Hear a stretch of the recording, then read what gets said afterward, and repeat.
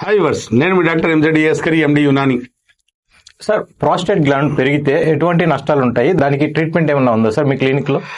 ఈ మధ్య కాలంలో 40 తర్వాత ప్రాస్టేట్ గ్లాండ్ అనేది పెరుగుతుంటది సార్.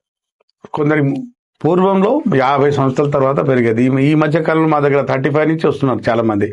ప్రాస్టేట్ గ్రంథి పని ఏంటంటే, యాక్చువల్ దాని వర్క్ ఏంటంటే మన బాడీలో అది 2 పనులు చేస్తుంది. ఒకటి, మన వీర్యం ఉత్పత్తి చేయడంలో దాని 40% దాని భాగం. దాని వంతు ఏంటంటే ఒక 40%, 45% మన వీర్యం ఉత్పత్తి, పిగ్మెంటేషన్, తెల్లటి పదార్థం ఉంది కదా, 45% అది తయారు చేస్తుంది. మినిమం 45-50% కూడా చెప్పుకోవచ్చు.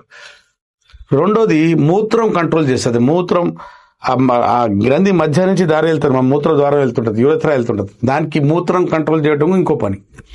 ఈ మధ్య కాలంలో చాలా మందికి ప్రాస్టేట్ గ్లాండ్ పెరిగి అది మూత్రంలో ఇబ్బంది చేస్తుంటది. అంటే మూత్రం కంట్రోల్ చేసుకోవడం ఇబ్బంది. రెండోది, వీర్యం ఉత్పత్తిలో కూడా కొన్ని ప్రాబ్లమ్స్ వస్తాయి. వీర్యం అంటే మూత్రం ఆపుకోలేకపోతాం, కొన్ని చుక్కలు వస్తుంటది. వాష్రూమ్లో వెళ్ళే లోపల మూత్రం బయటకు వచ్చేస్తుంటది. వీర్యం ఉత్పత్తి తగ్గిపోతుంటది, వీర్యం చిక్కదనం తగ్గిపోతుంటది. కొందరు ఏమనుకుంటారంటే ప్రాస్టేట్ వల్ల మూత్రం సమస్యలు వస్తారంటారు, కానీ అంగస్తంభన సమస్యలు కూడా వస్తాయి దానివల్ల.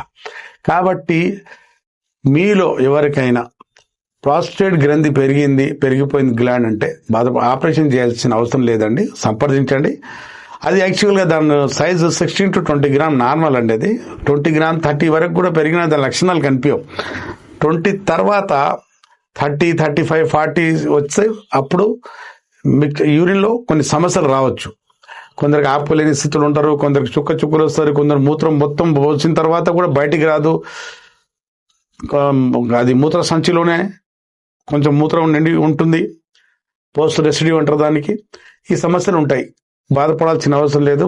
ప్రాస్టేట్ గ్రంథి పెరిగితే దానికి యునానిలో సర్జరీ లేకుండా ట్రీట్మెంట్ ఉంటుందని మీరు సంప్రదించవచ్చు.